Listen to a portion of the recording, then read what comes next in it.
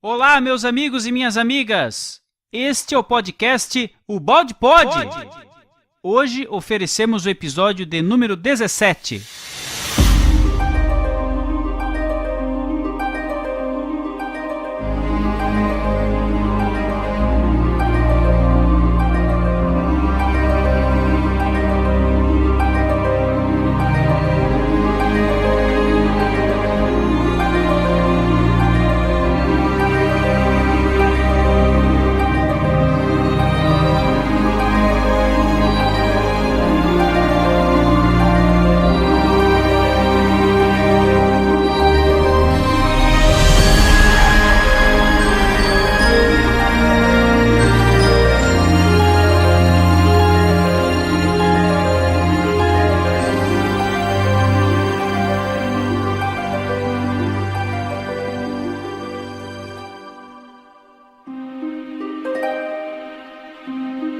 Aqui quem fala é o Tom, da equipe O Balde Brasil, e é uma alegria enorme estar aqui novamente.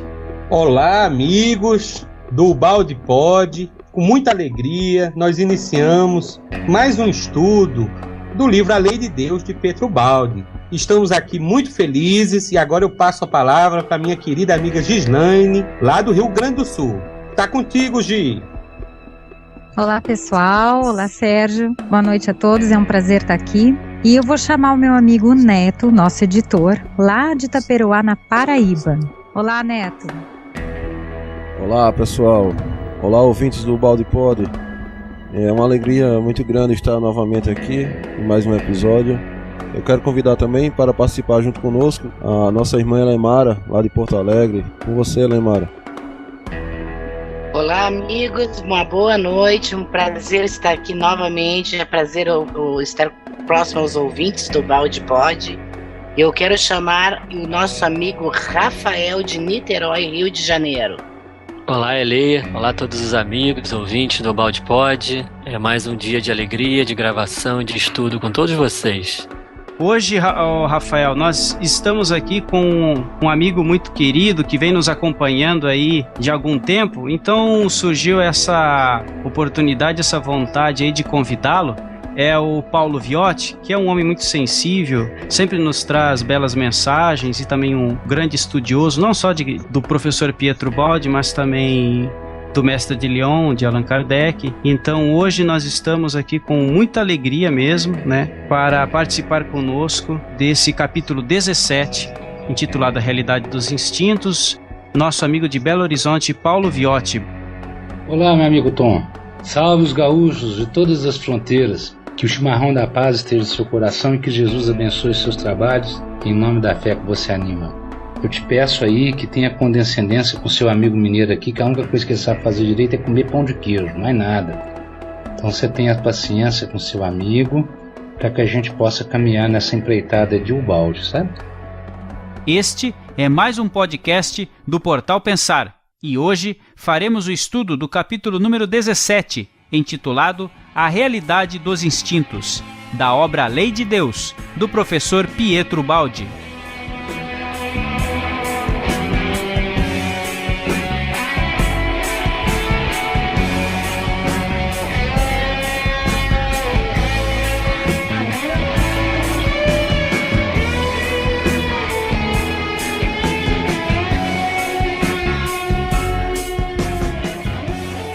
Agora vamos aos nossos recados e logo retornamos.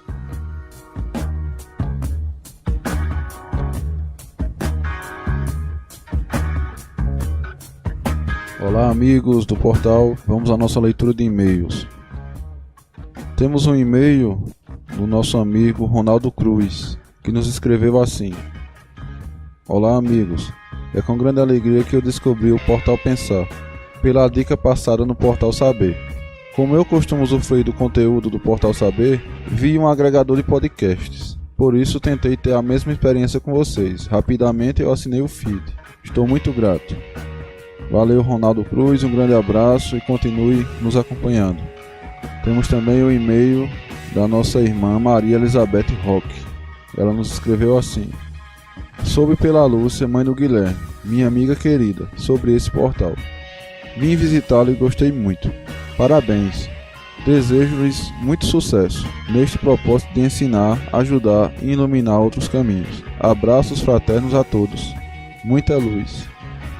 Muito obrigado à nossa querida Maria Elizabeth pelo carinho e pelo incentivo aí ao nosso site.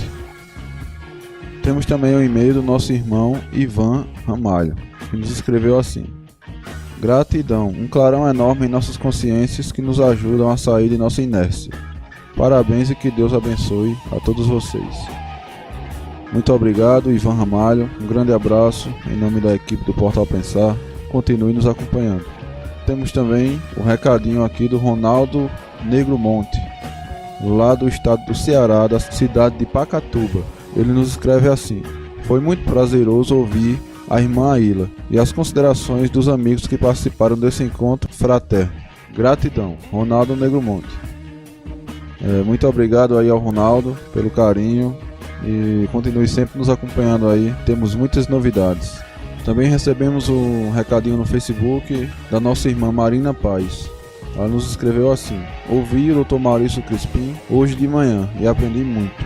Embora tenha tido dificuldades em alguns conceitos novos, continuarei acompanhando na medida em que puder essas palestras. Fiquei feliz por ter tido essa oportunidade. Abraço a todos.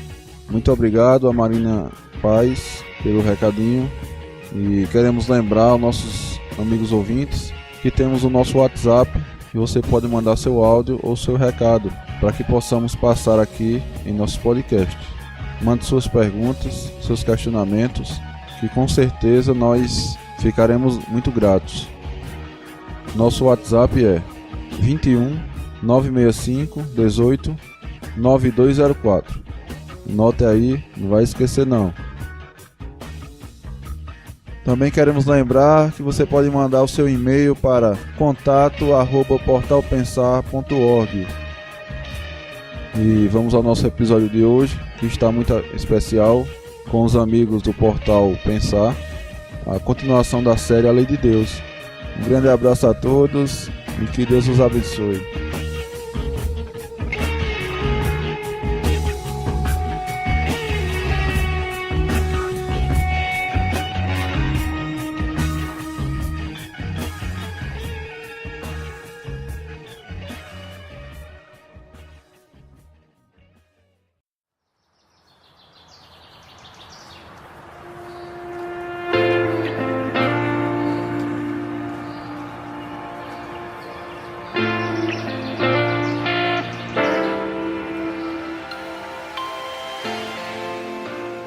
Capítulo 17.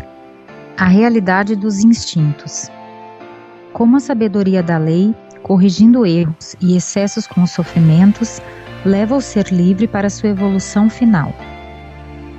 Origem e função dos instintos. Explicamos como a evolução nos leva sempre mais para o estado orgânico, da desordem, resultando um individualismo separatista, nos conduz à ordem, situação final ao nos harmonizarmos com a lei. Quanto mais evoluímos, tanto mais a lei nos disciplina, irmanando-nos e conduzindo-nos à unificação. Esta é a nova lição que o homem tem de aprender. As outras, da animalidade, já foram aprendidas, e demorar-se nelas significaria retardar o caminho da subida e ficar atrasado nos níveis inferiores da vida. A vida oferece lições proporcionadas ao plano de existência em que o ser se encontra, de acordo com suas vicissitudes. Todavia, o homem tem de aprender outros instintos que não sejam os da agressividade, de engano, de orgulho, de cobiça, de sensualidade, que se foram úteis num estado de desordem geral, não o são num mundo organizado. Estas são as posições do passado, não as do futuro. E a evolução é uma força viva, presente dentro de nós, fazendo pressão, constrangendo-nos à subida de modo premente. Isto quer dizer, chegou a hora de progredir, levando aqueles instintos para a frente, elevando-nos a um nível superior, onde a coragem não reside na agressividade, a inteligência não se usa para enganar, a consciência de si mesmo não é orgulho que despreza o próximo. A cobiça não serve ao próprio egoísmo. mas destina-se ao bem de todos. E o espírito não é servo, mas dono dos sentidos. A vida na sua evolução quer agora criar na Terra um novo tipo biológico, um homem mais adiantado, ao qual confiará a tarefa de organizar a nova ordem do mundo. O ser dos futuros milênios, mais evoluído, olhará para o tipo humano atual como nós olhamos para os primitivos dos milênios passados.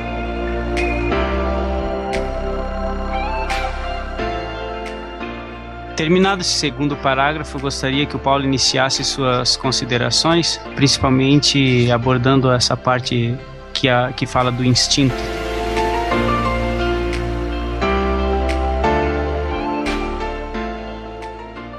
Dentro de um processo de análise profunda dos valores do ser, de estar dentro de um processo da evolução do antissistema para o sistema, ou da imperfeição existencial para a perfeição interexistencial nos parâmetros mais elevados da convivência humana, podemos dizer que, de uma maneira ou de outra, nós já aprendemos, pela longa caminhada, pelas estradas evolutivas de ida e volta, nós aprendemos muito sobre o instinto animal, que nos garante a sobrevivência e o conforto mínimo para podermos sobreviver às vicissitudes do ambiente e até mesmo sobreviver enquanto espécie. De uma maneira geral, todo instinto puramente material está mais vinculado ao processo da desintegração do antissistema.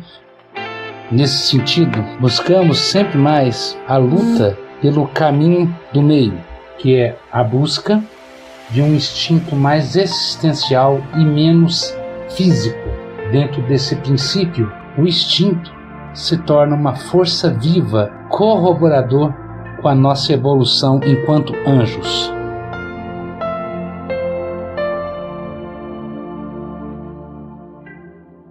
Complementando, o que Paulo nos esclareceu, eu achei fantástico. Já no primeiro parágrafo, o Baldi nos afirmar que o ser humano já aprendeu as lições da animalidade, que já superou esse reino. Portanto, ele deve evoluir e não ficar preso aos instintos animais.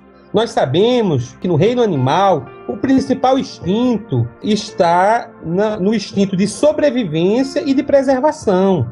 Por isso que nos animais encontramos, principalmente entre os selvagens, um instinto violento, agressivo, que faz com que um leão, por exemplo, para sobreviver, ataque e mate e devore a sua presa. E para se preservar, estes animais obedecem os ciclos reprodutivos, acasalando com o maior número de parceiros possíveis para a manutenção da espécie. Mas, ultrapassando o reino animal, a consciência não deve se fixar nesses instintos, porque senão o homem fica estacionário, como nos disse o Baldi. Estes instintos já deram seu contributo evolutivo. Agora o homem deve abandoná-los e criar novos instintos para progredir, para a sua evolução. Então a mentalidade individualista e separatista do homem evoluído deve ser conduzida para a da solidariedade orgânica e harmônica com a lei de Deus.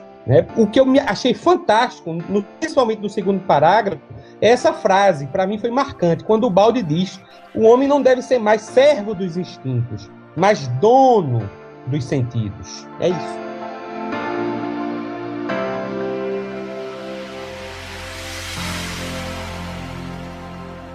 Assim, tudo está claro, e se for colocado no seu devido lugar, encontra sua lógica explicação. Também as feras têm de aprender sua lição, e a lei para elas proporciona na forma e medida que pode ser entendida. Para o homem selvagem, as aulas são um pouco menos duras, porque ele desenvolveu mais inteligência e sensibilidade. Para o homem atual, pelo progredir dessas qualidades, ainda melhoram as condições de vida, porque, como é lógico, com o evoluir, já é possível que as provas necessárias ao aprendizado se tornem sempre mais leves e inteligentes. Cada nível tem de cumprir um gênero particular de experiência, conforme o tipo biológico que o ser deve construir. Tudo muda de um plano para outro, inclusive a maneira de conceber e julgar. Poderíamos assim dizer que em cada nível de vida vigora uma lei, e com ela uma diferente moral. O que é normal, justo e lícito para uma fera, não é para um selvagem e ainda menos para um homem civilizado. Encontramos assim tanto sistemas de moral sobrepostos quanto os andares de um edifício, o inferior sustentando o superior, subindo sempre. São andares de um edifício que se levanta sempre mais e que representa a construção progressiva do próprio eu. Enquanto o ser permanece em determinado plano, ele aceita a moral desse plano com naturalidade. Mas logo que sobe para um plano superior, escandaliza-se com a moral do inferior, que para ele se torna corrompida e ilícita. Tudo depende do nível de onde parte o julgamento. A fera é julgada fera pelo selvagem ou pelo homem civilizado, mas para as feras não é fera. Assim, o selvagem é selvagem para nós, mas para os seres do seu nível não é selvagem. Nós nos consideramos civilizados em relação às feras e aos selvagens, mas poderíamos ser considerados selvagens por seres mais evoluídos. E selvagens nos julgaremos a nós mesmos, quais hoje somos, quando tivermos progredido mais. E como reputaríamos criminoso um homem selvagem que praticasse entre nós a sua moral de antropófago? Assim, numa humanidade mais civilizada, poderiam ser considerados criminosos os métodos de luta do homem atual. Conversando com o Paulo, ele tem algumas ideias muito interessantes. Paulo, o que você pode me falar um pouco sobre o eu e o ego? No processo de aprendizado, nós temos que entender que chega ao homem a hora de abrir mão das facetas instintivas para o processo da aquisição daquilo que necessita. E aí nós entramos sempre com a questão da eterna luta entre o eu e o ego, muito estudado pelos grandes psicanalistas Freud, Jung, Lacan. Essa luta constante entre o eu e o ego faz parte desse processo de aprendizado. O homem hoje ainda, dentro desse processo maior, ele ainda é uma miscigenação muito grande entre ego e eu, sendo a proporção do ego ainda muito grande, pois a gente ainda traz dentro de nós nós trazemos uma carga de agressividade, uma carga de orgulho e de cobiça, de sensualidade, de sexualidade, muito desequilibrada dentro deste processo de aprendizado para trabalhar o instinto para a sobrevivência. Dentro dessa concepção maior, a tendência é que no futuro próximo nós possamos ter a mesma miscigenação entre eu e ego, com uma concentração maior das características próprias do eu, que seria a inteligência, a bondade, a benevolência, a senciência, a onipresença, junto ao Criador, junto ao sistema. Então, o processo de progresso vai sempre contar ainda por um bom tempo, os próximos talvez 200 a 300 anos, entre uma luta ferrenha entre as forças desagregadoras do antissistema e as forças agregadoras do sistema, considerando nesse sentido que as forças desagregadoras do antissistema são as forças do ego e as agregadoras a do eu. Então o homem do novo milênio ou o homem dos novos séculos que se virão serão homens prontos para organizar o novo mundo dentro de um processo de transformação do homem sapiens para o homem Christus.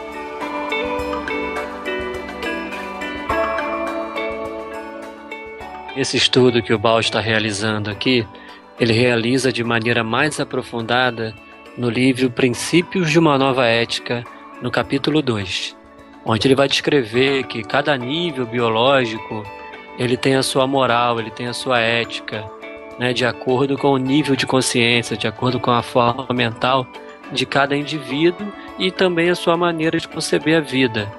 Então cada nível evolutivo tem uma ética, tem uma moral, tem uma lei que o rege. E ele estuda isso bem aprofundadamente, de maneira bem clara e bem lógica nesse livro Princípios de uma Nova Ética. É só um convite para quem quiser se aprofundar mais nesses princípios.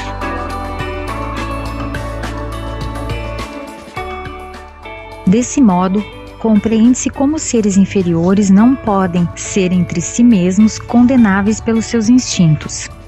A presença destes, como de tudo que existe, se explica pelo cumprimento de sua própria função.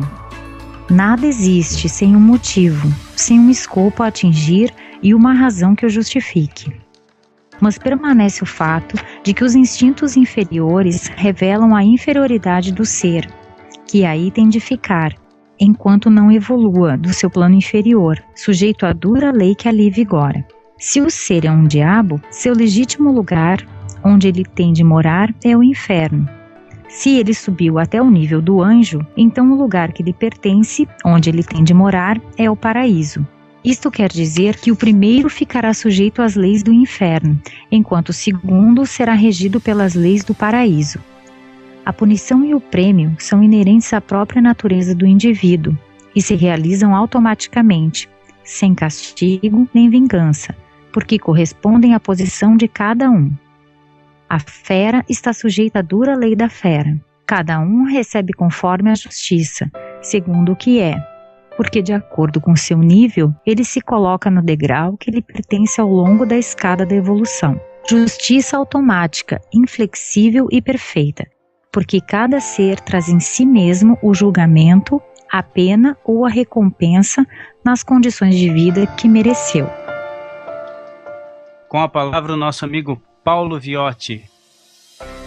Dentro do processo da absorção maior dos valores evolutivos entre a pedra e o anjo, nós temos que seguir alguns parâmetros para que não sejamos pegos de surpresa e nem sejamos injustos ante os processos criacionais evolutivos.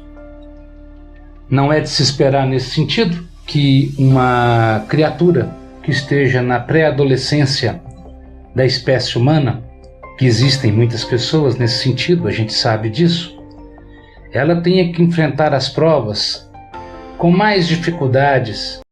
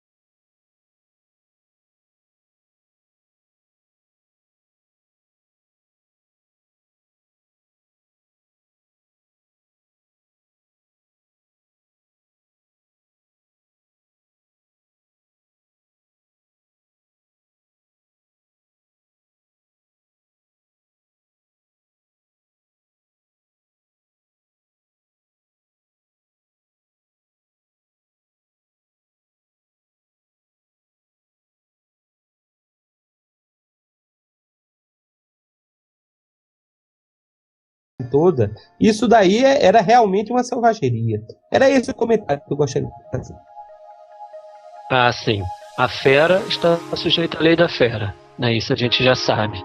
E o nosso nível evolutivo está sujeito também a determinada ética e a determinada moral. Então vamos trazer isso para o nosso dia a dia. Pietro Baldi ele divide os 3 biótipos, né? Do evoluído, do civilizado e do evoluído. E ele diz que nós estamos no nível do civilizado, ou seja, que tem aquela conduta predominante na astúcia. Aquele que na economia ele negocia, na religião ele engana, né? Na hipocrisia, que na política ele ilude. Então essa é uma realidade patente do nosso nível evolutivo. Então creio eu que cada dificuldade dessa, ela tem uma função. Tudo tem sua função. Essas dificuldades querem extrair alguma coisa de nós. Ou seja, a gente aprender que pela astúcia a gente também será enganado. Então a gente vai ter que evoluir da astúcia para a honestidade. A gente vai ter que aprender que na economia, quando a gente negocia, quando a gente usa desses métodos assim, a gente vai ter que aprender a doar mais lá na frente. Na religião também, quando a gente engana, quando a gente vive de hipocrisia, a gente vai ter que passar para a fase da exemplificação, de ensinar pelo exemplo. Então, só querendo dizer que tudo tem sua função, para que dessa função a gente evolua para uma superior. O problema não é ter o defeito. O problema é quem controla quem. É o defeito que me controla ou eu que controlo o defeito? Então, pela bagagem de conhecimento que já há na Terra, a gente já não pode mais se deixar ser controlado pelo defeito. É reconhecer o defeito e começar a sublimar esse defeito. Então a gente sabe que a gente é orgulhoso, a gente sabe que a gente é egoísta, a gente sabe que a gente é vaidoso. Uma vez sabendo disso, agora é o quê? É sublimar isso para um nível superior. Acredito que o grande erro nosso é permanecer, é se demorar na sublimação de cada dificuldade dessa. O que você acha, Tom? Eu acho que os nossos amigos ouvintes, eles vão captando isso aí no decorrer da obra aqui, dessa própria obra aqui do professor Pietro Baldi, e com certeza os nossos ouvintes já estão aí lendo paralelamente uma ou outra obra que já estão se afeiçoando, e aos poucos eles vão sentindo isso aí. Fica difícil realmente num comentário a gente conseguir passar essa ideia, mas a construção do seu raciocínio tá belíssima, perfeita, meu amigo, é isso aí mesmo.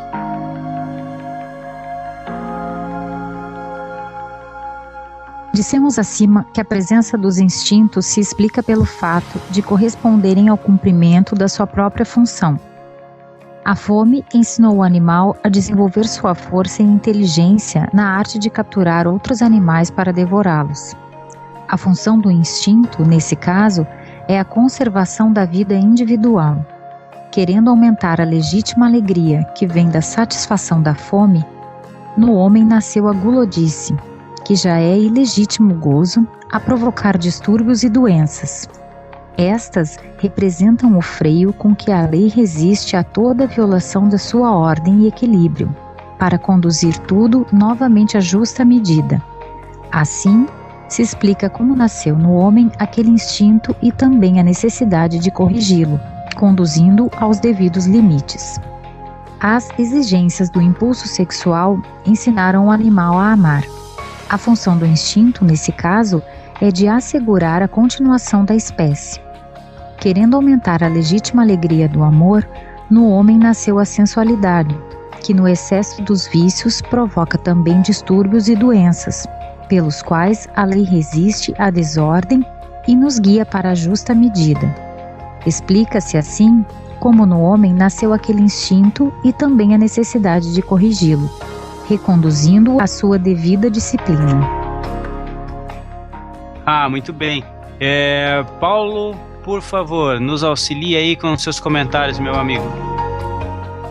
Dentro do processo de aprendizado do homem, nós temos à nossa volta seres e criaturas que poderiam ser categorizados como seres instinto.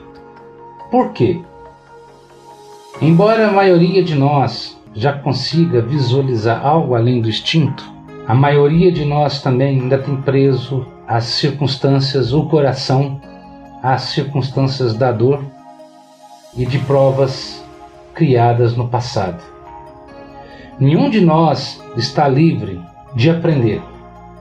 Seres mais instintivos precisam de provas mais brandas, porque não teriam condições de suportar provas mais duras sem a natural revolta, pois não têm conhecimento suficiente para caminhar.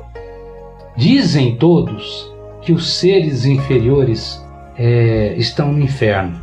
Ora, vamos colocar as coisas de uma maneira bem tranquila. Se os seres inferiores, do ponto de vista espiritual, e ainda que consideremos o ponto de vista material, estejam numa estrutura geográfica espiritual chamada inferno, então nós temos que considerar que quando Jesus desceu da cruz em corpo e espírito, dentro da teologia católica foi desta maneira, e a gente entende isso aí como sendo uma materialização complexa do corpo perispiritual, Jesus também foi trabalhar os instintos que ainda eram residuais a ele. E na realidade, nós conhecendo toda a realidade perfeccionista do Mestre dos Mestres, seria absurdo pensar que ele teria necessidade de descer aos infernos para limpar de si todo e qualquer resíduo.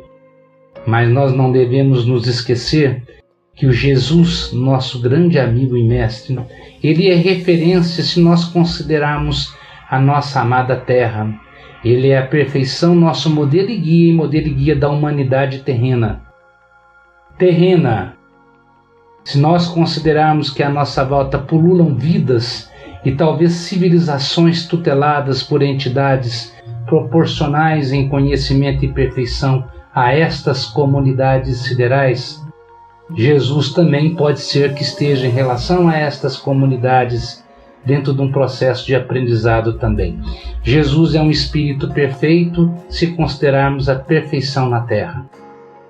Nós todos somos imperfeitos perante o Cristo. Então a lei toda passa por um processo do menos evoluído para o mais evoluído, e a evolução não para. Jesus não para a evolução dele. Nós não vamos parar a nossa evolução. Nós somos carrilhões de luz andando pelo sideral na busca da paz essencial e na busca do progresso junto aos arquétipos do Cristo. Então nós devemos considerar que todos nós, ainda que estejamos em estruturas geográficas mais luminescentes, para que possamos alcançar os parâmetros do Mestre Jesus na Terra, possivelmente deveremos ainda fazer algum mergulho dentro do nosso ego para que possamos retirar de lá os cânceres vivos que ainda existem em nós.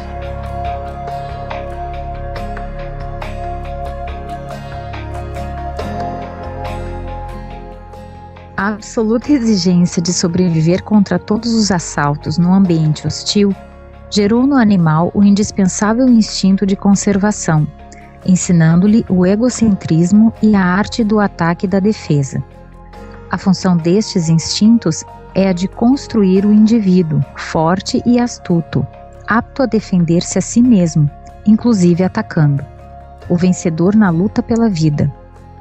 Querendo reforçar a sua individualidade e fortalecer as suas defesas, no homem nasceu o egoísmo separatista e a agressividade bélica, e ele se tornou guerreiro, escravizador de vencidos, dominador de povos. Em consequência de tudo isso, nasceram os males que atormentam a humanidade e com os quais a lei quer restabelecer a ordem. Explica-se assim como no homem nasceram esses instintos e também a necessidade de corrigi-los, reconduzindo-os à sua justa medida.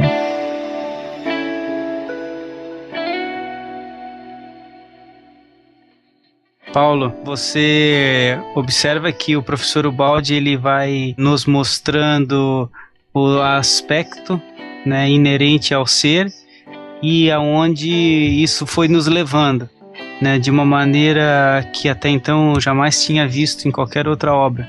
É muito interessante realmente você ver a maneira com que ele vai penetrando no mundo íntimo.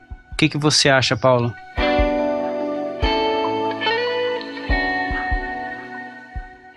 Lamentavelmente, nós, na doutrina, querida doutrina espírita, a qual todos abraçamos com carinho, nós temos o péssimo hábito de colocar a sexualidade como ferramenta desagregadora.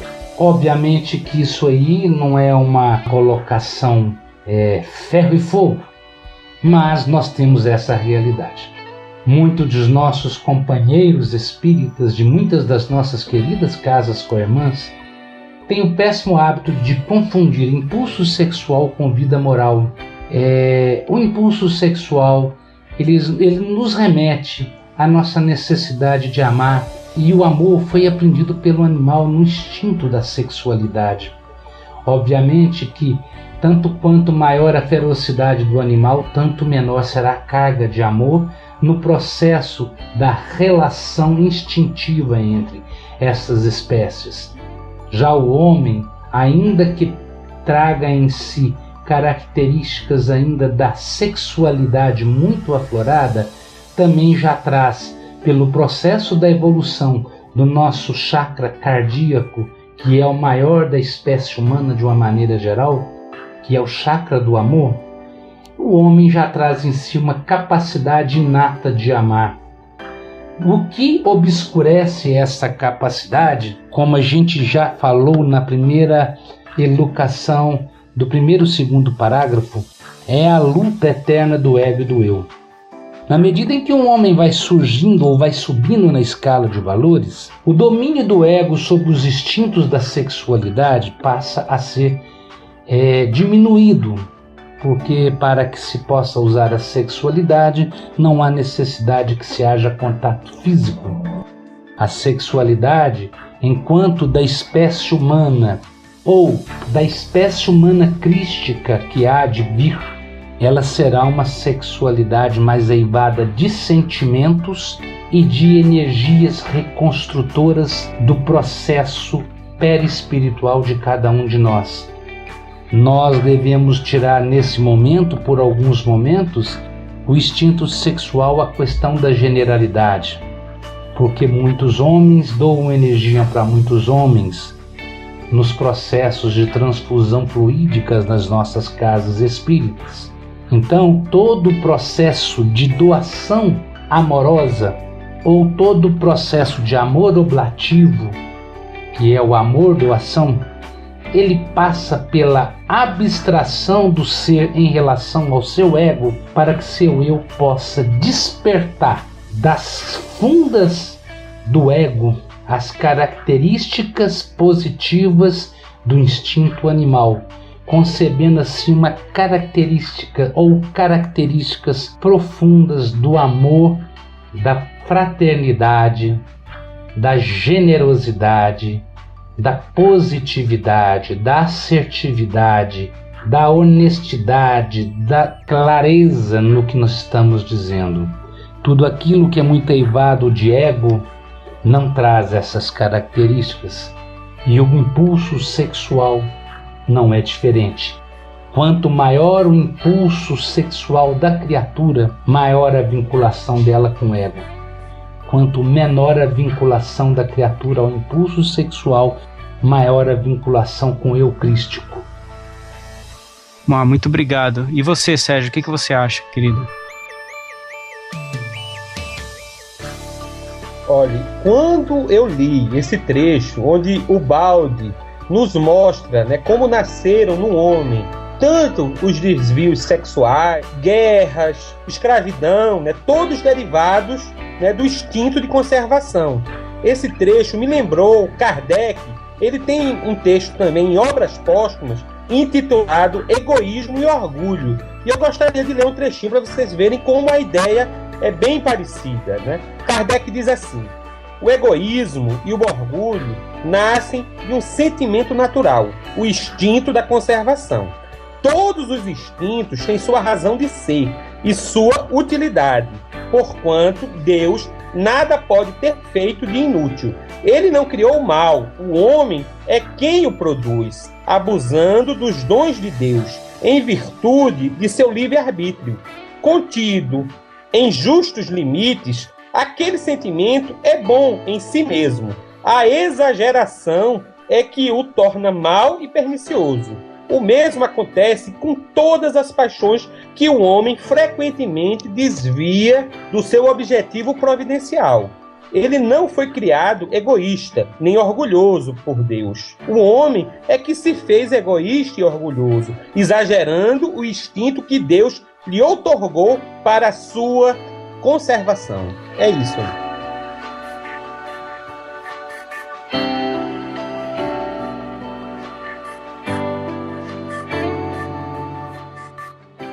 Da falta do indispensável, nasceu o instinto sadio da previdência, mas o excesso desta gerou a cobiça de possuir, produziu a avidez de apoderar-se de tudo para acumular recursos. Criou o instinto da avareza, que expolia o próximo com o excessivo apego às coisas. Mas a isto também se seguem males e a consequente necessidade de corrigi-los, nos limites da justa medida. Explica-se assim como da necessidade da defesa, nasceu para os fracos a arte do engano, cujo excesso gerou o instinto da mentira, a qual não permite discernir a verdade do fingimento. Isso criou um ambiente de traição insuportável para todos, e a necessidade de ser honesto e sincero para corrigi-lo. Se desta maneira se compreende a origem dos instintos, ou seja, a necessidade de cumprir uma função de auxílio à vida, revela-se também a outra necessidade de dominá-los conforme os princípios da lei e de corrigi-los, conduzindo-os até seus limites. Se os instintos não se modificarem paralelamente à evolução, as qualidades que antes eram úteis à vida se tornam prejudiciais à medida que ela progride. É assim que o ser tem de transformar-se de animal em homem e de homem em super-homem, porque chegando a um nível superior, a vida requer outras qualidades e o ser tem de adquiri-las.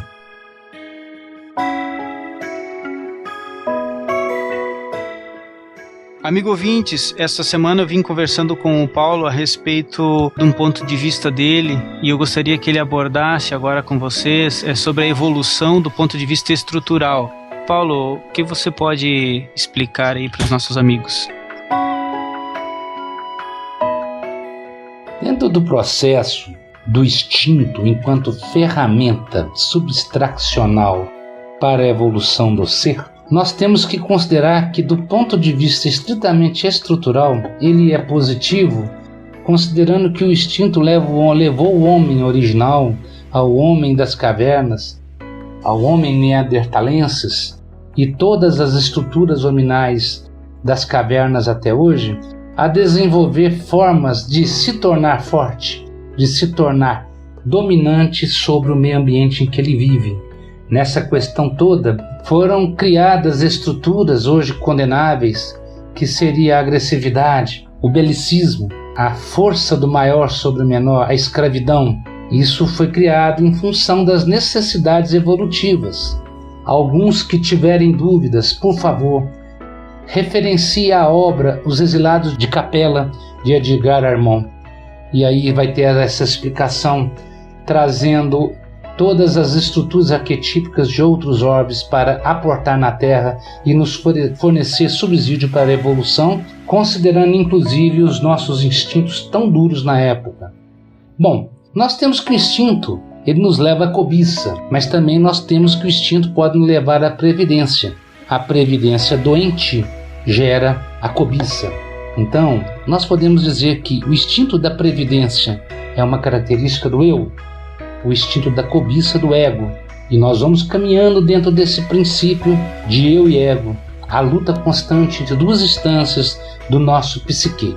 A principal característica que nós temos que considerar entre eu e ego é que o fraco sempre vai procurar formas inteligentes de vencer o forte, e o forte vai sempre procurar formas imposicionais para vencer o fraco. A tendência do eu é que, com a sua evolução e a sua proximidade a maior junto aos arquétipos do Cristo, essa estrutura forte e fraco desaparece e possamos ter complexos de convivência mais humanos e mais salutares.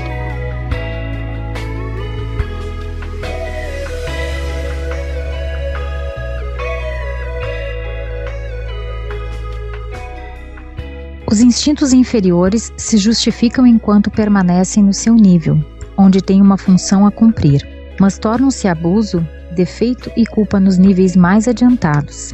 O verdadeiro progresso é constituído por esta íntima transformação da natureza do ser, que adquire hábitos e constrói instintos superiores, por cima dos antigos, num contínuo processo de melhoramento e aperfeiçoamento. É assim que, como já dissemos, o egoísmo separatista e o desenfreado individualismo do homem primitivo tende a transformar-se no altruísmo unificador, indispensável ao homem evoluído, que terá de viver no estado orgânico da humanidade do futuro. O instinto só justifica na medida em que é necessário para que a espécie ou o ser possa evoluir dentro daquilo que se julga necessário. Passando disso, é a extrapolação do valor do instinto, e aí cabe à lei e à evolução a correção desses instintos. Este fenômeno da reorganização do caos, isto é, da reordenação da desordem na ordem, do excesso na moderação, do abuso na disciplina da lei, pelo fato de ser fundamental no processo evolutivo e de ter, por isso, absolutamente de realizar-se, é automático. Entramos aqui no aspecto determinístico, no ponto de vista inviolável da lei, no qual não pode entrar a livre escolha do homem. Este é irresistivelmente levado a realizar em si mesmo o controle de seus instintos por intermédio do autodomínio, e até que se disponha a aprender a viver na ordem, permanecendo dentro dos limites marcados pela lei, terá de sofrer as dolorosas consequências que disso derivam. Este efeito que parece cruel, pelo qual qualquer movimento errado gera dor, esta automática reação a qual não se pode fugir e que parece uma vingança de um Deus desapiedado pela ofensa recebida. É a maior providência devida à sua sabedoria e bondade, porque representa o remédio amargo que cura a doença. Providência cuja função é a de conduzir o ser para seu bem, ou seja, sua salvação final na felicidade. Paulo, o que você achou de interessante nesse parágrafo aí? Eu acho que tem alguns elementos que você poderia discorrer com muita propriedade para nós. Na medida em que o ser humano vai evoluindo na sua escala evolutiva, os instintos deixam de fazer parte da sua estrutura psíquica. Isso equivale a dizer que o eu começa a dominar todas as instâncias do domínio psíquico da criatura. O superego, nesse sentido, age como um sensor. Mas se o eu não estiver devidamente ajustado ante as necessidades evolutivas na busca da estrutura crística da vida, o superego vai começar a fazer trabalhos de liberação de processos egóicos armazenados dentro do processo de burilamento do ego para a transformação deste no eu.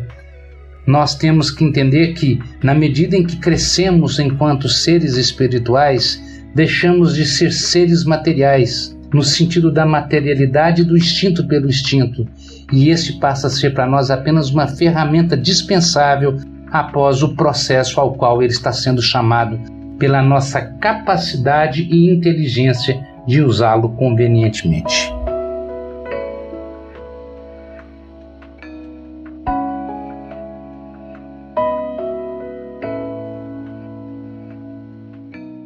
É lógico que para um ser livre e ignorante, cada experiência implique também a experiência do excesso e do abuso, o que traz como consequência de condições opostas às da satisfação, a qual se encontra somente dentro dos devidos limites.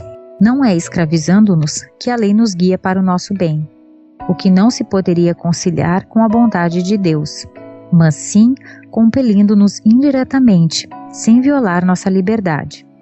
Mas como poderia Deus chegar a isto, respeitando a vontade de um ser ignorante que, para aprender, tende a aprender de tudo? A lei resolveu o problema deixando corresponder na sensibilidade do indivíduo, cada vez mais aguda, a cada movimento seu, uma determinada sensação, boa ou má. É assim que cada ato nosso nos leva, conforme sua natureza, a um correspondente resultado, isto é, tudo que foi feito dentro das regras da lei tem como consequência um estado de satisfação, e tudo que foi feito fora dessas normas tem como consequência um estado de aflição. Falamos da verdadeira satisfação, sadia, pacífica, duradoura, e não da satisfação mórbida, enganadora e transitória, cuja tendência final, pelo motivo de ter sido atingida pelo abuso contra as regras da lei, é a de conduzir-nos à sua lógica conclusão, o sofrimento. Isso acontece todas as vezes que saímos dos trilhos estabelecidos pela lei, não somente pela qualidade do ato, mas também pela sua quantidade. Assim, o que é lícito e satisfatório na sua justa medida, torna-se ilícito, prejudicial e doloroso no excesso. Esse é um erro em que é fácil cairmos, iludidos pela impressão agradável da primeira satisfação e impulsionados a aumentá-la com um abuso. Mas eis que a lei nos conduz à justa medida, porque se o uso de uma quantidade 1 dá satisfação 1, se 2 dá resultado 2 e 3 resultado 3, não é verdade que, se continuarmos acrescentando as doses, sempre aumente proporcionalmente a satisfação. Pelo contrário, 4 continuará a dar-nos o prazer de 3, ou pouco mais. 5 não será mais agradável, mas dará só um sentido de saciedade. 6 começará a enjoar-nos, e quando chegar à quantidade 7, começará o sofrimento. Essa embarcação do prazer da satisfação na amargura, do padecimento, não é senão a lição da lei que assim nos ensina a nos corrigirmos, voltando ao caminho certo. Ok, meus amigos, vejam que o professor Pietro Baldi, neste parágrafo, ele fala sobre o emborcamento, que através do excesso na busca pela satisfação do nosso campo de prazer, ele acaba nos lançando. Ele inicialmente faz uma diferenciação muito interessante. Veja que nós podemos nos lançar as consequências dos nossos atos em dois parâmetros: na qualidade dos atos e na quantidade dos atos. São coisas distintas, né? Porque muitas vezes eu faço uma transgressão do direito do meu próximo, de uma determinada intensidade, mas em outras ocasiões eu continuo sendo o algoz dos meus semelhantes ou de uma mesma pessoa, né? Transformando algumas vezes num quadro de obsessão, e essa quantidade ela vai refletir e muito na equação da minha vida e como é que eu vou ter que solucionar esses meus erros. Não é à toa que o professor Maurício Crispim ele conceitua o professor Pietro Baldi como o primeiro cientista do mundo interior, porque vejam como é bela a sua apreciação quando ele diz que nem sempre que não há essa satisfação de 1 para 1, 2 para 2, 3 para 3. Chega um momento em que essa satisfação ela emborca e nos é extremamente prejudicial.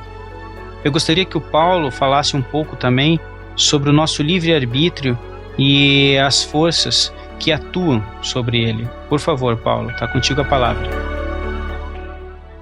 Neste momento em que a gente entra no parágrafo que trata aqui da questão da lógica determinística do ser, e que nós vamos entender a importância do livre-arbítrio, da livre escolha do homem.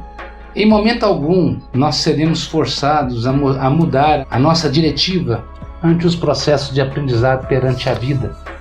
E nesse momento em que nós temos a liberdade de escolher ascender ou descender, ou estabilizar com pequenas subidas e descidas dentro do processo evolutivo, nós somos responsáveis pela nossa caminhada. Não é uma política férrea, não é uma política de dor. É uma política de amor de Deus, que embora seja um pai bondoso, generoso, amoroso, é um pai justo, que não vai dar o conhecimento àquele que não saiu do conforto de uma poltrona. Então, pessoas que utilizam do livre-arbítrio de uma maneira calculada, de uma maneira doentia, em ambas as polaridades, nas polaridades do antissistema e do sistema, São pessoas que possivelmente terão que passar por um processo de descensão ou ascensão para que possa haver um equilíbrio entre as forças coercitivas do livre-arbítrio negativas e as forças ponderativas do livre-arbítrio positivas. Nós não temos condições ainda de conseguir controlar o nosso arbítrio totalmente, mas nós temos como aprender, dentro do nosso processo de dor, a como fazer ou não fazer para buscar essa dor. Nós somos seres que temos livre-arbítrio e a lei, ela é clara. A previdência ou a providência divina sempre proverá à criatura de meios e mecanismos para a evolução, mas caberá à criatura navegar entre as polaridades do sistema e do antissistema, do bem ou do mal, da ordem ou da desordem. No fim, todos seremos anjos, mas o caminho para chegar à angelitude depende do bem usar o livre-arbítrio individual de cada um. Obrigado. Sérgio, meu amigo, o que você achou dessa parte?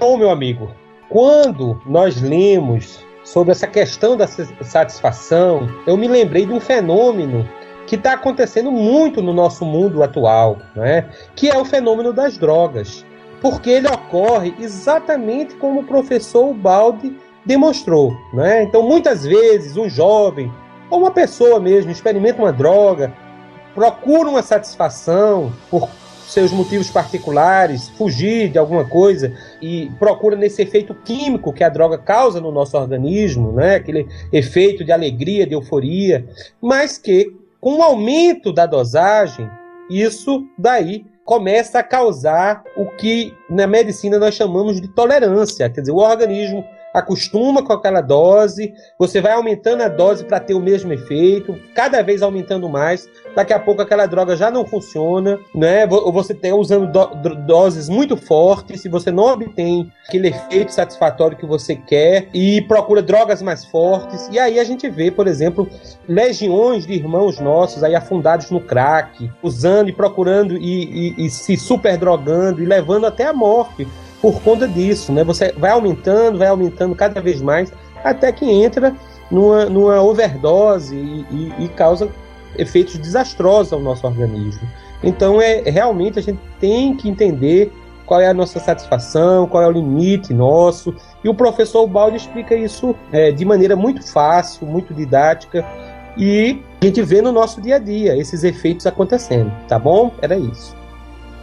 Tá bom, muito bom. Eu, quando li esse parágrafo, eu também lembrei dessa situação, né, dos tóxicos. A gente também pode fazer uma relação com a nossa satisfação sexual, também com a nossa satisfação em termos de ganhos financeiros, né? E realmente a gente vê que isso aí se aplica em diversos quadros da nossa sociedade moderna.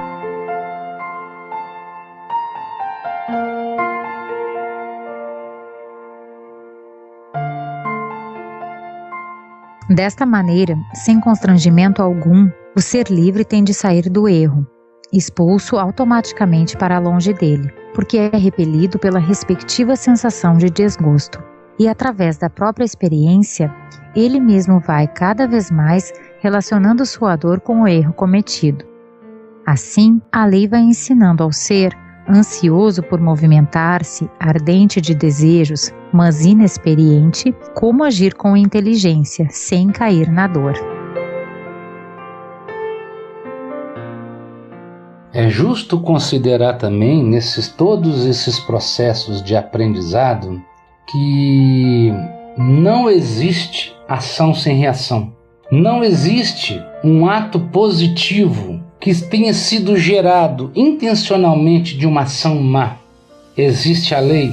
Se eu ajo dentro da ação e essa ação ela é do sistema, então a reação será o fortalecimento do sistema, bem como as estruturas dos eus crísticos que estão ali envolvidos dentro dessa estrutura organizadora e reorganizadora do eu.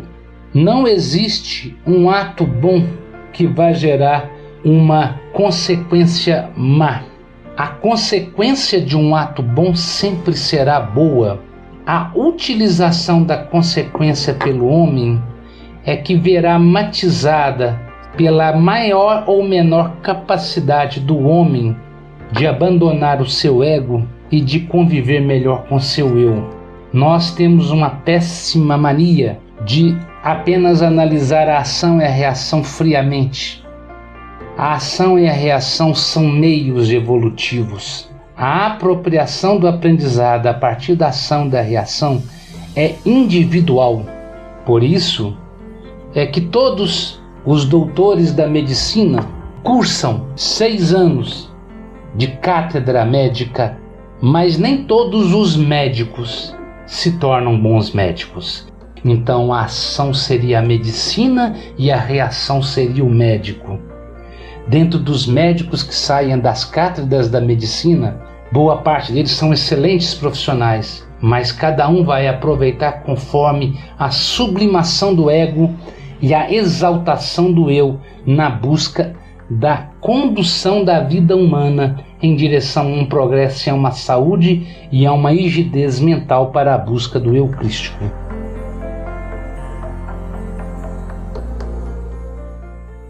Eis o que podemos ver por trás dos bastidores na realidade da vida. Muitas outras maravilhas ainda se encerram na lei, e as iremos analisando em nossos estudos. Muito bem. Paulo, tuas últimas considerações aí, o meu muito obrigado pela tua participação.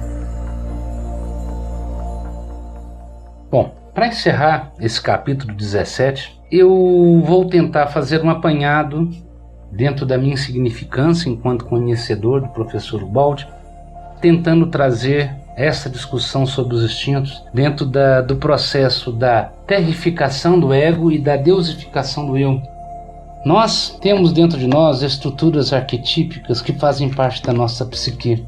2 delas é o ego e o eu. O ego é tudo aquilo que é necessário para que possamos chegar à reestruturação ou à estruturação de um eu saudável. E nós temos gerenciando essas 2 instâncias maravilhosas um processo gestor ou sensor chamado superego. E nós, dentro da nossa pequena capacidade de dissertação a respeito de psicanálise, nós vamos interromper as nossas digressões sobre esse assunto, porque às vezes a gente pode cometer alguma falha no sentido de transmitir a ideia. Podemos dizer que o eu, o nosso eu, é o representante nosso perante ao nosso futuro sistema ou microsistema dentro do grande sistema divino.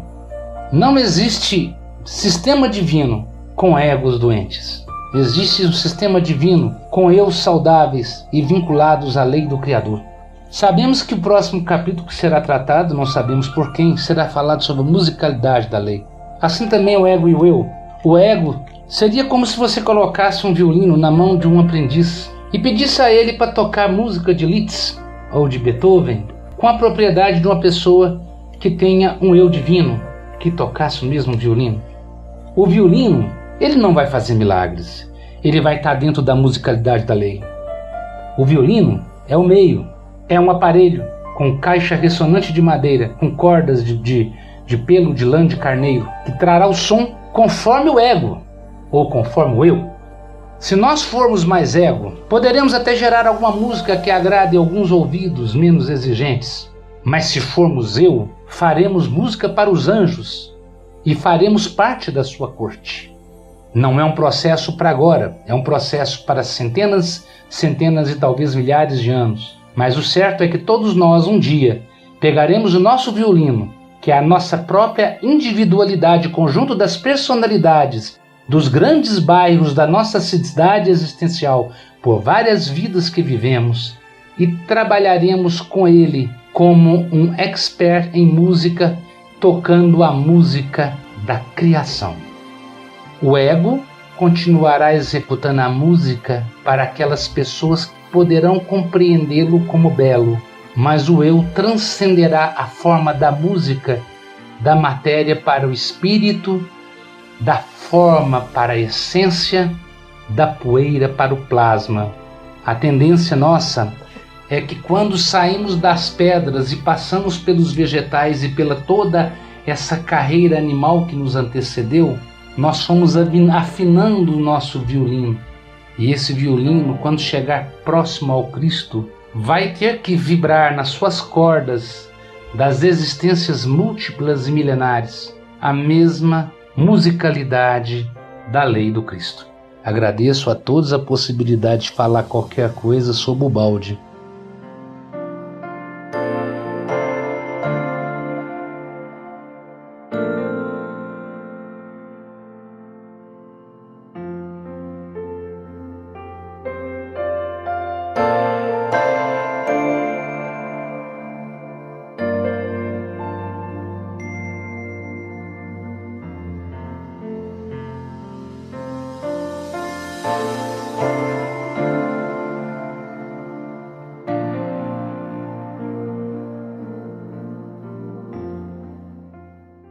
A coisa mais importante na vida, a base de tudo, é a orientação.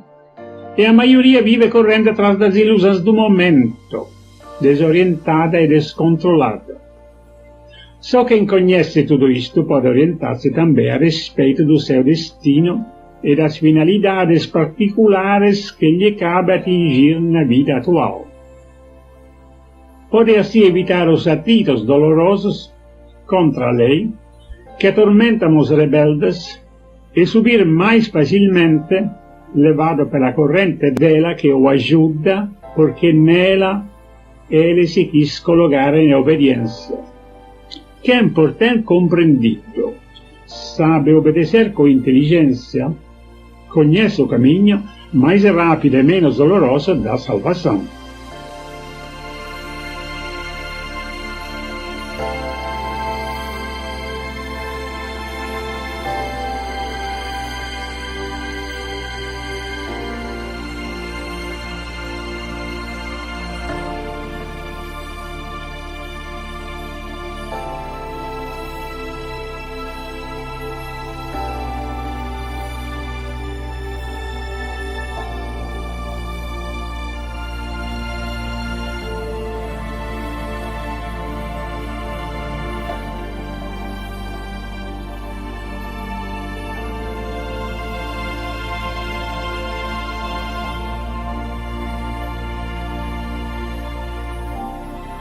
Muito obrigado por estar nos ouvindo.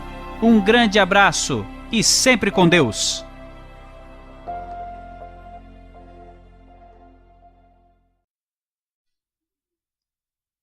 Olá, meus amigos e minhas amigas. Este é o podcast O